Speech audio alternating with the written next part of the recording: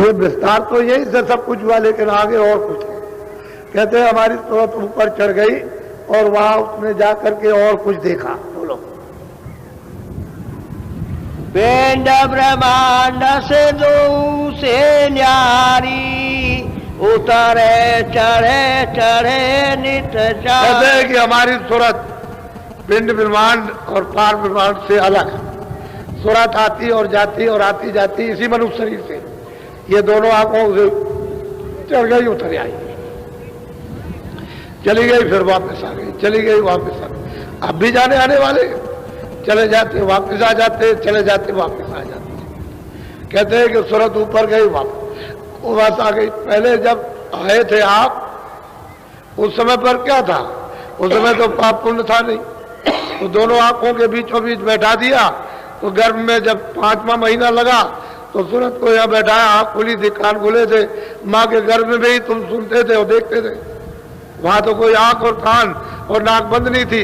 जैसे ही बच्चा बाहर आया तो सतयुग जोगी सब विज्ञानी, कर हर ध्यान करे भव प्राणी, सब जोगी विज्ञानी और सब परम पद के अधिकारी।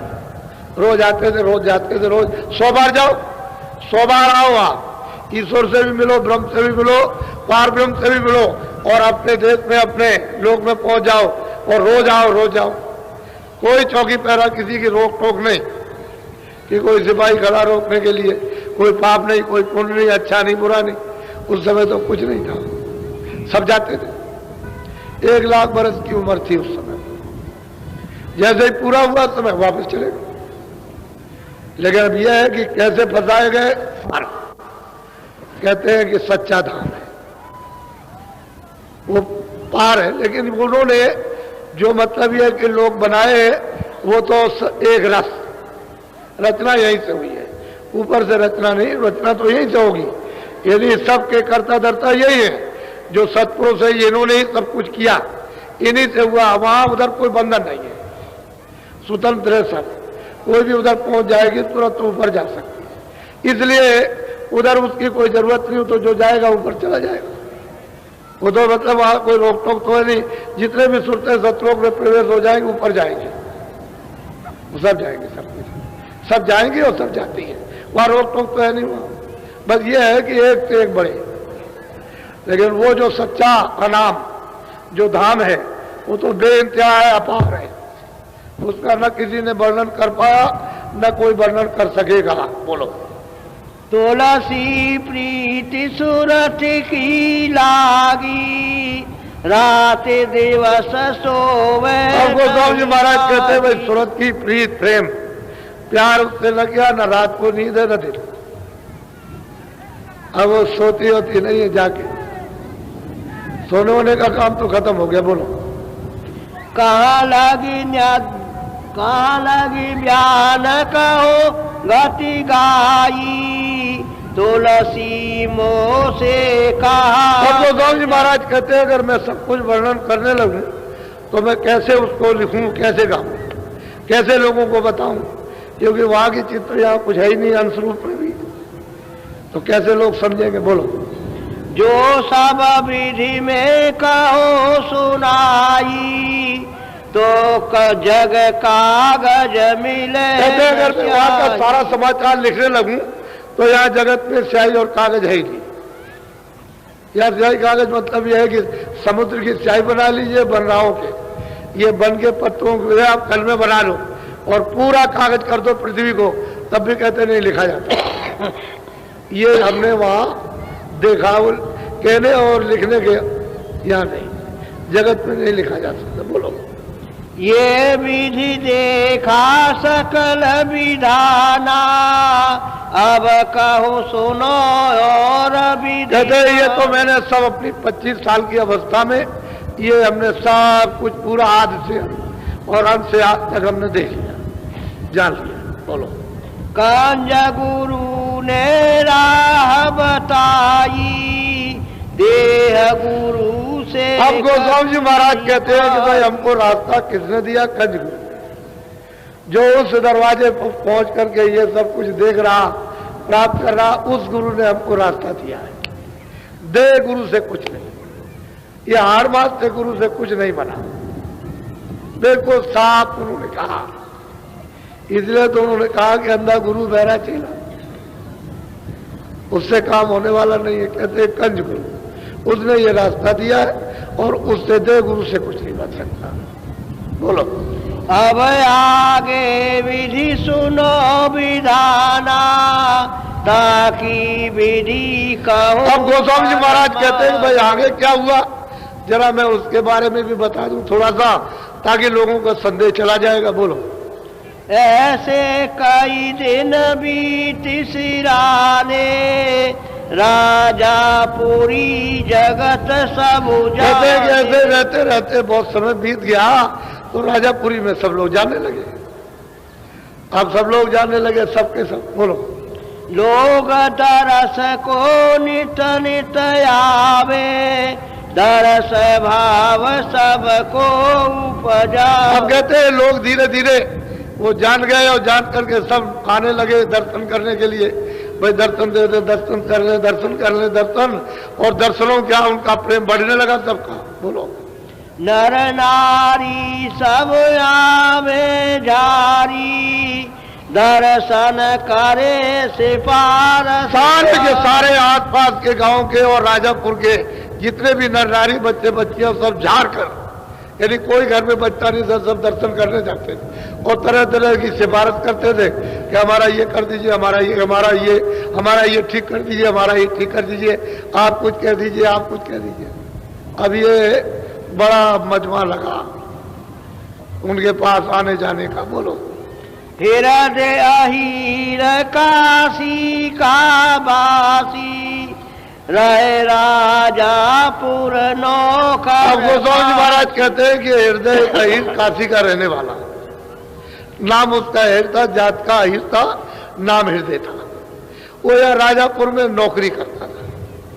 जब ये चारों तरफ से सब लोग चले नर नारी दर्शन करने के लिए, तो उसी में शोरगुल सुना कि भाई सब दर्शन करने जा रहे हैं, तो चलो हम भी चले। तो वो भी सबके साथ आया और दर्शन किया। तो सब तो दर्शन करके लौट जाए, वो कभी कभी कभी कभी वही रह जाए, कभी दिन में, कभी रात को, कभी सुबह, कभी शाम, कभी ये सेवा कर दे, कभी वो सेवा, कभी पानी ले आए, कभी कुछ ले आए, कभी झाड़ू लगा दे, कभी कुछ करे। तो धीरे धीरे धीरे धीरे उसका प्रेम बढ़ गया। बोलो। वो ही प्रतिदिन दर्शन को आवे, प्रीति बड़ी हित कान। अब गोस्वामी जी महाराज कहते हैं उन्हीं के साथ वो भी दर्शन करने आने लगा। प्रतिदिन रोज दर्शन करने आए, चला जाए, आए, चला जाए। धीरे धीरे उसका प्रेम मुझसे बढ़ गया। अब उसकी बात बता रहे कि मुझसे उसका प्रेम मुझसे हो गया। बोलो। रात दिवस दिन दिन रहे पासा, तुलसी बिना और नहीं। अब वो हृदय जो था वो रात को दिन पास रह जाए और बस वो इन्हीं को एक चित्त है, इन्हीं को मानने लगा, दूसरा और किस नहीं। अब उसका इतना प्रेम हो गया कि इनको छोड़ नहीं सकता, ऐसा हो गया। और इतना मतलब यह है कि उसका लगाव हो गया कि अंदर बाहर, अंदर बाहर। तो इन्होंने उसको वही राजापुर ही में उसको बता दिया कि ले तू भी कर ले, वही राजापुर, वो भी भजन करने लगा। बोलो।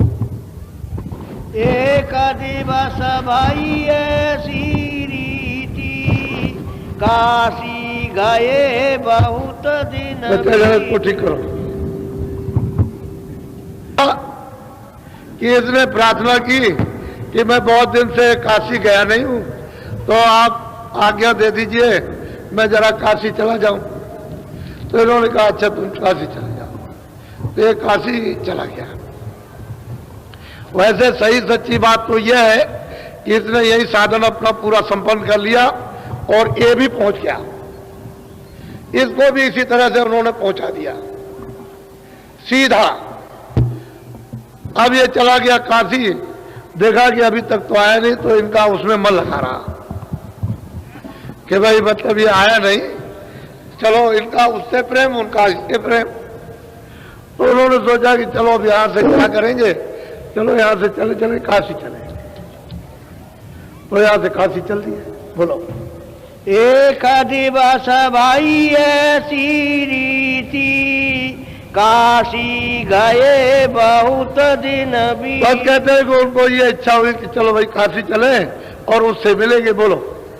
हमारा चित हृदय में बासी, हम चली गए नगर जहाँ का। गोस्वामी जी महाराज कहते हैं कि भाई हमारा चित्त लगा था कि हम हृदय के पास में चला जाए, तो हम राजापुर छोड़ करके चल दिए। अब घर बार छूट जाएगा, छोड़ते हैं। बोले से रहे 15 चैत मास 12 तिथि मगर। कहते हैं चैत का महीना था, संवत 16 से 15 में राजापुर छोड़कर काशी चले गए 26 साल की अवस्था में। वैसे 25 में 1-2 दिन 4 दिन ज्यादा हो जाए तो कुछ फर्क पड़ता नहीं है, लेकिन 25 साल की अवस्था में ये काशी निकल गए। अभी तो शुरू होगी और इन्होंने पहले ही प्राप्त कर लिया। बोलो।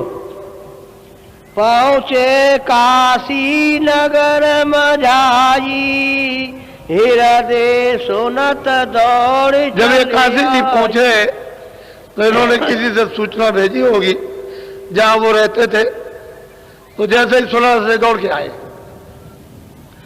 और आकर के इनके चरणों को स्पर्श किया और इनको फिर ले गए। बोलो। आए चरण लीन पर शादी, विधि विधि रहन कुटी की। बदले फिर उसको ये था कि तो इनको यही रखेंगे काशी में। हृदय ने विधि विधान के साथ में कुटी तैयार कर ली। जब कुटी बन गई तो इनसे प्रार्थना किया कि आप यहाँ रहिए। बोलो। कोठी बनाई की नया स्थाना, काशी में हम रहे। अब गोस्वामी जी महाराज कहते हैं कि इस तरह से जब कुटी तैयार हो गई तो मतलब यह कि फिर मैंने रहने का विचार कर लिया, तो हम काशी में रहने लगे। यानी 25 साल की अवस्था में उन्होंने राजा छोड़ दिया और काशी पहुंच गए। ये उनकी अवस्था थी। इसी के अंतर्गत उन्होंने आदि से अंत तक उसको प्राप्त कर लिया। कोई चीज भी किसी तरह की जरा भी नहीं छोड़ी। तो जवानी के ज्योति में सब कुछ होता है, हम लोग इसको जानते नहीं है। महात्मा क्या देते आए, क्या देते हैं, क्या दे रहे हैं, इसको हमको कुछ पता नहीं। हम तो मतलब है संसारी है। बोलो। गंगा निकट कुटी जाकीना, हृदय नित आवे। बस कहते हैं गंगा के पास ही में, यानी वरुण नदी थी, कोई ज्यादा दूर नहीं है, वहां कुटी बना दी, मैं वहां रहने लगा। हृदय हमारे पास में नित्य प्रति हर रोज सुबह शाम आता रहा, सेवा करता रहा, मैं वहां रहता रहा। बस वहीं से बहुत लोग मिलेंगे इनको, बड़े बड़े विद्वान मिलेंगे, काशी में पंडित मिलेंगे, मुसलमान मिलेंगे, जैनी मिलेंगे, तमाम पंथ वाले मिलेंगे। और कितने लोगों को इन्होंने पार किया ये तो आपको मालूम है नहीं। ये तो विवरण आपने कभी सुना ही नहीं कि, और कि जिन लोगों को पार किया उन्होंने जिस जिस तरह से साधना की और इनको आकर के सुनाया, वो भी आपने कभी नहीं सुना, जानते ही नहीं हो। इन्होंने छोटी सी अवस्था में कितने लोगों को पार कर दिया, अपने सामने पहुंचा दिया। तो सही और सच्ची बात तो यह है कि महापुरुषों को कोई पहचानता ही नहीं, जानता ही नहीं। लेकिन काशी में जब इनको तकलीफ दी गई, अगर वो बिल्कुल सुनेंगे तो आप रोएंगे। बहुत तकलीफ हुई। छोटी मोटी महात्माओं को तकलीफ नहीं होती है, लेकिन वो सब तकलीफों को झेल लेते हैं।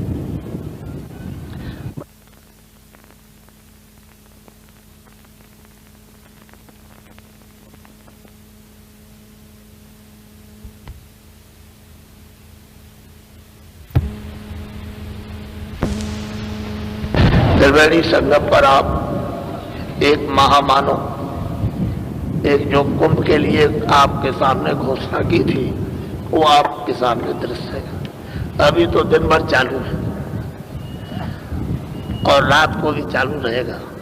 ये सारा दृश्य जो है 28 तारीख को आप देखना, तब आपको देखने को मिलेगा। ये तो सही है चीज कि आप अमूल्य वस्तु को प्राप्त करो। आज शाम को नामधाम देंगे आपको, शाम को ये रास्ता बताएंगे जिस रास्ते से ये इन्होंने प्राप्त किया है, जिस रास्ते से और जिस रास्ते से मीराबाई ने प्राप्त किया, अन्य लोग प्राप्त करते रहे, वही रास्ता आपको। तो आप भी उतनी जल्दी करो, देर करने की क्या जरूरत है। यह मनुष्य शरीर आपको सबको धार्मिक किताबों में बताया गया, इसको शाकाहारी रखना, शाकाहारी शुद्ध आहार करना। अनाज है, सब्जी है, फल है, दूध है, घी है, अच्छा से अच्छा आप सेवन करो, अशुद्ध आहार मत करो। तो जब शुद्ध आहार करोगे तो मनुष्य का इसमें खून रहेगा कि वो 5 तत्वों का ढांचा है। और जितने भी झांटे हैं, किसी में 4 तत्व है, किसी में 3 तत्व है, किसी में 2 तत्व है और किसी में 1 तत्व है। इसमें 5 तत्व समान है। इसमें 1 तत्व की कमी हो जाएगी, तुरंत आदमी पागल हो जाएगा, ठीक नहीं हो सकता। इसलिए 5 तत्व आपको मिले तो 5 तत्व वाले शरीर का खून अलग है। जानवरों का खून अलग है, पंछियों का खून अलग है, कीड़ों का खून अलग है, आपका खून अलग है। तो आप ऐसा क्यों करते हो कि इस खून में दूसरे खून को आप मिला लो। इसमें चलो अंडा भी चले चलो, इसमें चलो मुर्गा भी चलो, इसमें बकरा भी चलो, इसमें गाय भी चलो, इसमें ये भी चलो, इसमें ये भी भर लिया, इसमें ये भी भर लिया, इसमें बतख भी भर ली, फिर आपने खरगोश भी भर लिया, भेड़िया भी भर लिया आपने, इसमें गधा भी डाल लिया और कुत्ता भी डाल लिया। तो इसका जो मनुष्य का जो खून है वो अब क्या है, 100% में से ज्यादा 8-9%। बाकी खून है किसी जानवर का, किसी पंछी का या किसी मतलब ये कीड़ों का, इसमें खून है। अब इसमें तरह तरह के रोग हो गए। तो दवा तो दी जाती है आपको मनुष्य समझकर, मनुष्य के खून की, लेकिन इसमें खून किसका ज्यादा है, पशु पंछियों का, कीड़ों का। तो दवा जो है असर नहीं करती। अब ये डॉक्टर ये कहने लगे भाई हम क्या करें, दवाई नहीं काम करती, दवा है ही नहीं इसकी, ये रोग ऐसा फैल गया। तो रोग तो आपने बुला लिया, आपको तो मनुष्य का खून रखना चाहिए था। तो आपने जानवर है, पशु है, पंछी है, ये आपने खून को इसमें रख लिया। अब ये बड़ी मुश्किल की बात तो ये हो गई कि अगर कड़ी दवा दे दें और मनुष्य का खून जितना भी वो 7-8%, 9% है, वो अगर खत्म हो जाए, फट से रिएक्शन हो जाएगा। तो डॉक्टर बदनाम हो जाएगा, चलो इसने ऐसा मार दिया, उसने हल्ला गुल्ला बचेगा, तो उसका कोर्ट कचहरी में मुकदमा चलेगा। भाई वो क्या करे, वो भी बड़ा परेशान। तो सीधा कह देता भाई हमारे पास दवा नहीं है, एक मोटी। तो आप तो मनुष्य हो, आपको तो बुद्धि दी गई है, तो आप शाकाहारी रहो। इसीलिए तो वो देखो गंगा देवी, तो वहां जाओ, स्नान करो और स्नान करके वहां नहाते वक्त डुबकी वक्त में मारो और डुबकी कहो कि बस अब हमने जो कुछ भी किया हो तो किया, लेकिन हम आज से शाकाहारी रहेंगे, शाकाहारी रहेंगे बराबर। वो देखो गंगा देवी जी है, वहां देखो, उधर से स्नान करना, फिर उसको देखना आकर के कि मतलब गंगा देवी है, वो उसको देख लो अच्छी तरह से। तो आप उसी के समक्ष ही प्रार्थना कर दो, हमारे समझ मत करो कि हम आप प्रतिज्ञा करते हैं कि अब आप शेष जीवन जो हमारा बचेगा उसमें हम शाकाहारी रहेंगे। तो आप अपने मनुष्य खून को तो वापस लौटा लो, उस खून को तो किसी तरह से जला के बाहर करो, तब तो तुम कुछ कर सकते हो। नहीं तो तुम्हारा ये खून तो अशुद्ध हो गया, मन शुद्ध हो गया, बुद्धि अशुद्ध हो गई, चित्त अशुद्ध हो गया, अंतःकरण अशुद्ध हो गया, जीवात्मा अशुद्ध हो गई, हाथ पैर सब अशुद्ध हो गए, तुम्हारा रग रग अशुद्ध हो गया। तो बताओ कल्याण कैसे होगा, कौन कल्याण करेगा? अभी तो सोचना चाहिए आपको थोड़ा बहुत कि बाहर से भी अगर मानो बातों की नैतिकता की बात को सुनो तो वो भी तो आपके समझ में आ जाए। तो इतनी बीमारियां फैल गई, अब कहते हो महाराज दया कर दो, दुआ दे दो, आशीर्वाद दे दो। एक बीमारी मैं जब देखता हूं किस तरह की बीमारी कि मैं कह नहीं सकता, मुझे कहने में शर्म आती है। इस तरह की बीमारियां तो हमने फैला ली है और ये सब शरीर तुमने रोगी बना लिया है।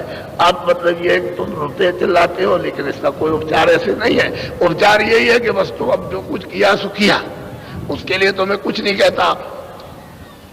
मैं तो ये नहीं कहता हूं कि मतलब ये मैं तुमसे घृणा कर रहा हूं, तो मतलब इतना ही कहो कि भाई मैं तो अब शाकाहारी रहूंगा, बस इतने पर। देखिए दो ही चीजें तो है, एक तो बीड़ी तंबाकू सिगरेट ये पियो खाओ, लेकिन ऐसा कोई नशा मत करो जिससे बुद्धि पागल हो जाए। दो ही चीजें तो है। बुद्धि पागल हो जाएगी तो घर में बहू बेटी माँ को अड़ोस पड़ोस में किसी को नहीं पहचान सकते हो, तो तुम इतना तो कम से कम यहाँ आकर के गंगा स्थल पर, यानी जब गंगा स्नान करो त्रिवेणी संगम पर, तो ये तो कम से कम प्रतिज्ञा करो। अगर तुम समझते हो मेरे देवता है तो उसके सामने प्रतिज्ञा करो, और ये समझते हो कि ठीक है अगर आपने कह दिया तो हम आपकी बात, तो बहुत अच्छी बात, वो तो और भी अच्छी बात है। कुछ ना कुछ करो तब तो आपका मानसिक फल मिले, अभी मिलेगा, लेकिन आप नहीं करते हो तो कैसे काम करेंगे ये बताओ।